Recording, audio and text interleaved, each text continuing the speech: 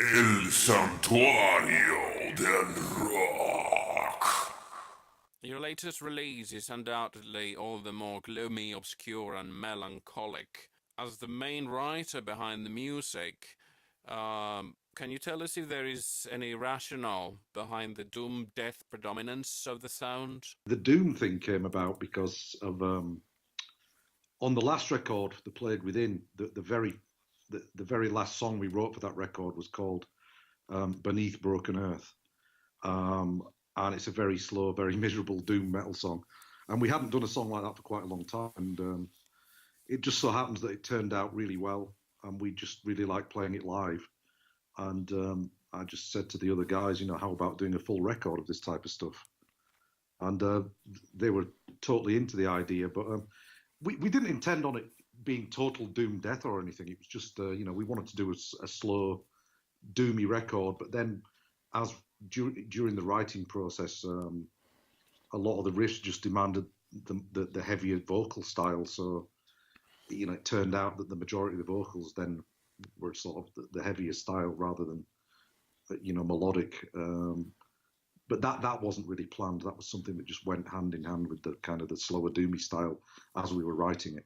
Have you got any particular anecdotes about the opening intro for the whole record?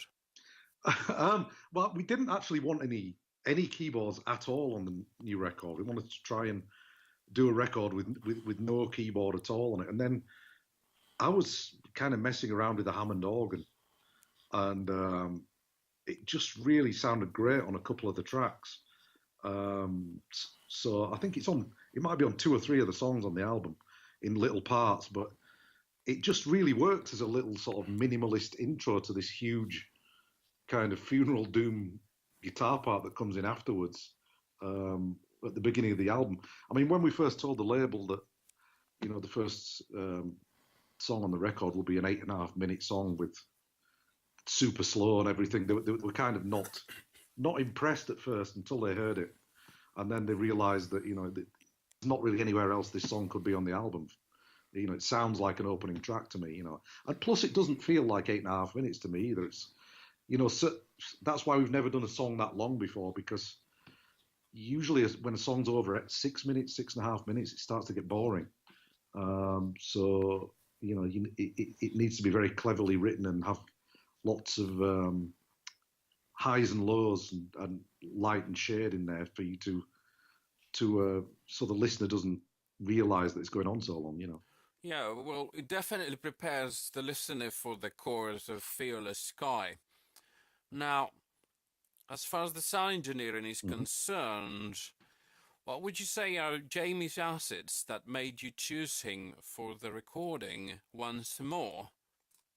You have been recording at Organ Studios before your 2 latest releases. What would you say are his main contributions to your music? Well, really, because you don't get the sound of the producer. I mean, a lot of producers these days, especially in metal, you're getting the signature sound of that producer. With Jamie Gomez, it's like he just enhances the sound that you already have. It's the way production should be and were done in the 70s, 80s, and early part of the 90s. Is that you just, producers are there to just encapsulate everything that's good about the band that you're producing. You're not supposed to be getting a producer's sound, So we really went with him because he's got a really eclectic body of work. He's fun to work with, and he's open to experimentation with sounds. Like, we didn't bring any of our own gear apart from guitars and a few pedals to the studio, and we kind of just made up drum kits and amps from all the boutique and vintage gear that he has in the studio, because he's a bit of a collector. Yeah, he seems to have a rather long list of models and brands available for use at the studio. And as far as the technical aspects go, how would you summarize the conception of this record? Well, we had a few things in mind when we went in. We knew we wanted it to be kind of anti-modern metal production, so more like a retro-ish production. We wanted to produce it with. It sounds weird. It should be an obvious thing, but produce it with our ears and not our eyes, because too many productions people are just looking at a screen and lines on it, and we really did it just by getting sounds that we just thought that sounds awesome. Let's just record it. So it was kind of the ethos to it was not thinking too hard about it. I think we spent more time getting the actual sounds than we did recording. The guitar sound took maybe 2-3 days to get, and then 2 days to record every guitar on the record. And the drums were the same. It took about a day and a half to record all the drums, but it took 3 days to get the actual drum sounds, because it's that old, I guess, recording adage where you just make sure that what you record is great, and then you can't actually mess up on the mix. Yeah, your current predominant sound is ever so natural, raw, and very, very gothic. In our ears, the additional tracks, Shires and Symbolic Virtue, sound more along the lines of Tragic's Idol from 2012. Mm-hmm. Is there any particular story behind these two songs? We wrote them the same time as we wrote the rest of the album. I mean, there was no discussion about any kind of extra track or B-sides when we were writing the record. We just wrote as many tracks as we thought we needed for the record. And then when we were in the studio recording the stuff, we started to realize that a couple of the songs didn't really fit into the feel of the album. And that's the only reason they ended up as extra tracks. I think you're right. I think they have more in common really with Tragic Idol, which I didn't really realize when we were writing them. It was when we got into the studio recording them that it became apparent that they weren't really cohesive with the rest of the record. And it kind of made me happy in a way, because then we get this 8-track record, which is cool. It's like the olden days where you just get 4 tracks on the A side, 4 tracks on the B side. No one complains because it's all good quality. No one ever complained about Raining Blood being 26 minutes long, because it was good quality. And I mean, this album's like by bands like Soundgarden and stuff. They're 20 tracks long, and you think, Christ, you could lose half of those. It's always better to leave them wanting more, I guess. The song under the title Medusa is obviously one of the central cuts in your piece of work. Does it announce to any extent the future horizons and goals of the band? Not necessarily, because we're very much the way we do albums is we it's a snapshot for us of just what we're into at that moment in time, and that's the way it should be for every band, I guess. But we try not to overthink it. We try not to think ahead, because your ideas and your vision can completely change in a year, 2 years, 6 months, even. So we never plan ahead too far. Medusa is a bit of a centre point of the album, I think. Not just because it's the title track, but because it's got a little bit of everything in there that's incorporated in all the other tracks in that one track, I guess. But no, I wouldn't say it's any kind of indication of what we're going to do in future, because I have no idea. I'll ask me again in 2 years. I might be able to give you a better answer. I don't know. I'll definitely will. But before that, your band has recently welcomed a new drummer, Valtteri Väyrynen. How would you describe the process of writing and recording drums with him? It was very interesting, because he's a totally different type of drummer to what I'm used to. I'm used to kind of the old guard of metal drummers, where they're very, very good at one thing. But with some of these new style of drummers, they've kind of grown up with YouTube and stuff, so they can call on lots of different styles at any one time. And Valtteri's main strength, I think, is being able to improvise on the spot, but be very, very tasteful about it. So it was a lot of fun. It was a lot of fun writing with him, because it's the first time that I've been able to say, "Oh, just improvise over that part, or improvise over this part, or try something in completely different timing over this part." And because with a lot of the older metal drummers, you kind of it's great, but you just get that one thing done very well. Mm-hmm. And with Valtteri, it was a much more creative process, I guess. Well, that sounds like a cool person to jam with to me. Yeah. Now, your playing style. Okay. It is unique as far as the melodies go, sometimes in line and some other times in contrast to what Aaron plays.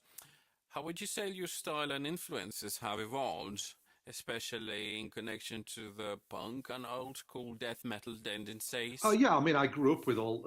I mean, when I first started playing guitar, it was because of bands like Conflict and English Dogs and Discharge and stuff. So, but that was three chord stuff. You know, it wasn't until I kind of developed into liking some metal stuff. I mean, the first metal I liked really was, apart from Motorhead, was stuff like the first Candlemass album and the first Celtic Frost album.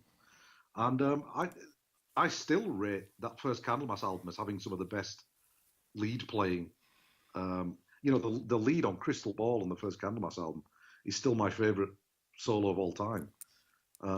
So, and I know maybe I don't set my sights high enough, but for me, that's got the perfect amount of emotion in it, great tone, doesn't overplay, you know, and that's always something that I've sort of tried to do within my playing.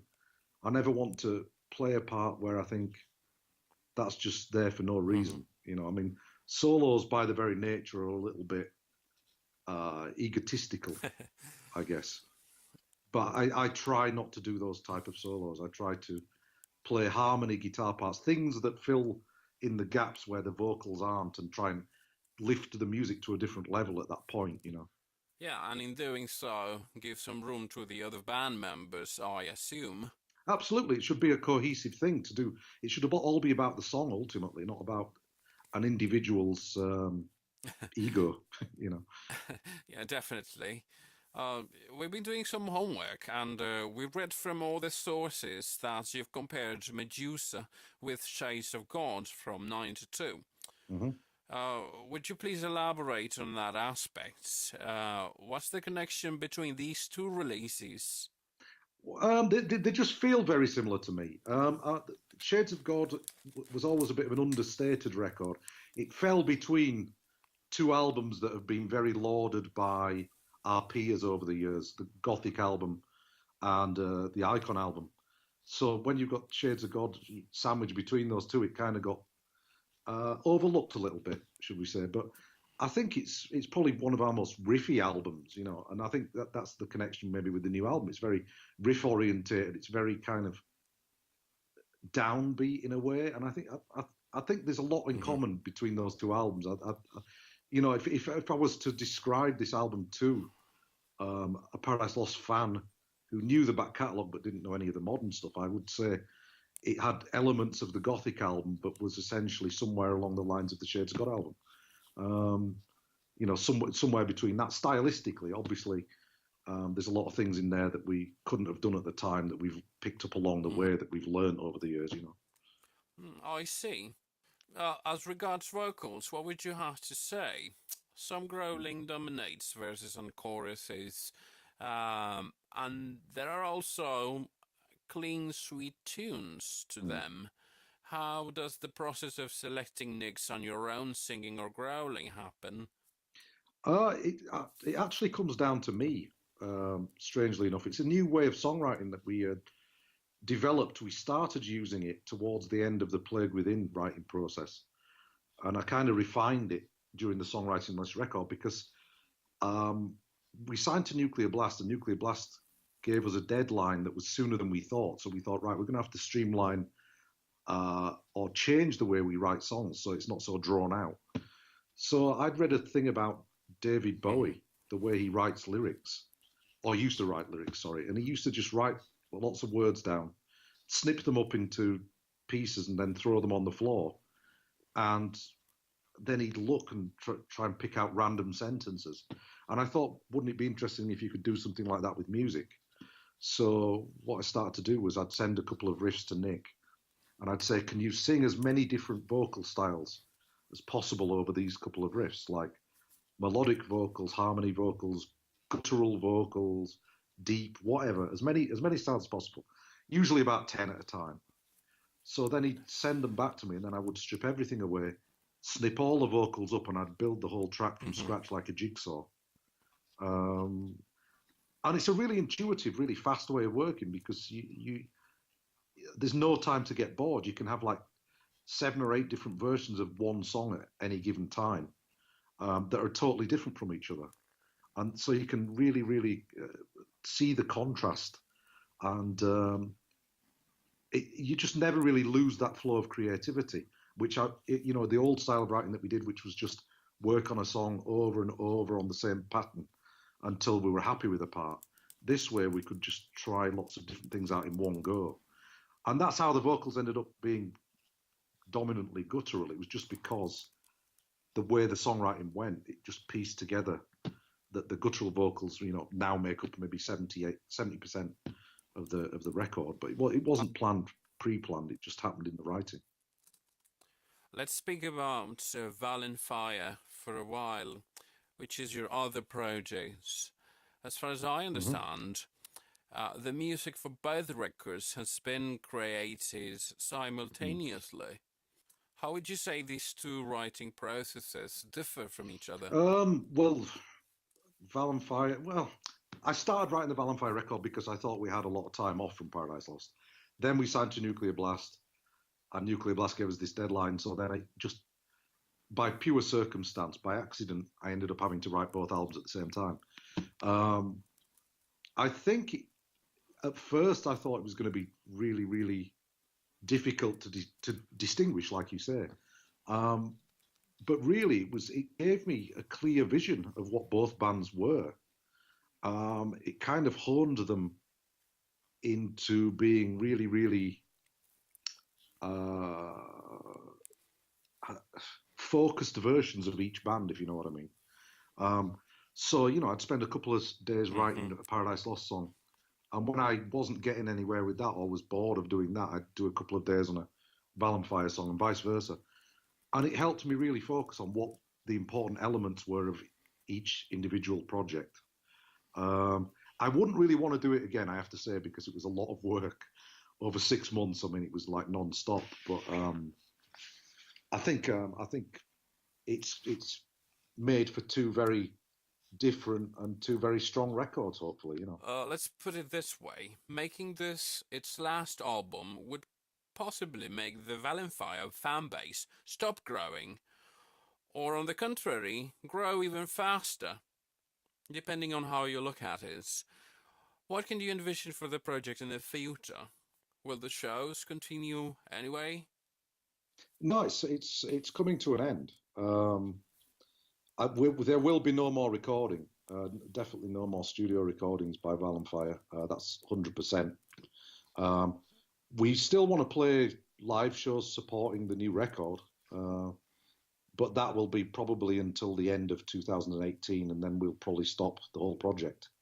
So we just want to play as many places as possible to get the record across to as many people as possible over the course of the next year and a bit. In September we have a little Northern European tour. Then in January we have a Southern European tour. Then the early part of next year we're hoping to get to tour America again, maybe South America, because we have a contact there now as well. So we just want to, it's a lot of fun to do, but it's also I think the trilogy of records achieves what it needs to achieve, in my opinion. Was there a special reason for recording in Massachusetts? Since traveling back and forth could be time consuming. I don't know. What would you have to say about the whole experience recording with Kurt? The only travel is traveling to the studio. That's it. You're there for 3 weeks. And then you travel back at the end. So it's no different from anywhere else apart from you just fly there. For me, it was great. I mean, it was actually easier than it was recording the Splinters record, the previous record, because at the time, Kurt was living in the studio and we had to hire a house in Salem and go to the studio every day, which was across town. This time, Kurt doesn't live there and he's turned the studio into a accommodation as well. So we actually lived in the studio as we were recording it. So it made it much easier, really. We could work later. We could A/B things much faster and decide what we liked and what we didn't like. I mean, Kurt's just the perfect person to record someone like VALLENFYRE. When we first approached him for it, he definitely wanted to do it, but he was unsure what he could bring to it because he didn't really do anything like doom death. You know, he was more the hardcore type guy. But I just loved the way that he captured like the live sound of bands. You know, the room sound. It was very uncompromising, and I think he's really enhanced the sound of VALLENFYRE over the course of the two records. You mentioned touring in South America after visiting other destinations for the promotion of Medusa. Is there any specific information about coming back to Colombia? Colombia, yeah. Well, I would have thought the latter part of next year will be when we tour South America again. And yeah, I mean, we'd want to make Colombia part of that tour. It's all down to, as you probably know in Colombia, it's all down to the promoters at any given time. You know, well, it's the same as anywhere really, but specifically in some South American countries, some promoters, you know, go bust, or some promoters aren't as trustworthy as others. And you know, South American tours can shape up very differently from how you imagine a few months after you start them. You know, so I mean, ideally, we would like to tour every country in South America as much as possible. You know, we've done that in the past. We've done Peru and Colombia and various other places. You know, and sometimes you go there and you just end up playing Chile and Brazil. You know. So hopefully, yeah, towards the later part of next year, we'll be coming back to South America with Paradise Lost, and we'll try and incorporate as many countries as possible in that as usual, you know, including Colombia. And the same for VALLENFYRE as well. We have a contact there now who's putting on a tour in January in Spain and Portugal and Iberia for us, who actually lives in Chile and wants to set us up a South American tour there. So. Hopefully I'll be there with both bands next year. El Santuario del Rock. Hi, this is Greg from Paradise Lost and VALLENFYRE, and we hope you come and see us soon in South America and Colombia. And this goes out to all the fans and listeners of El Santuario del Rock.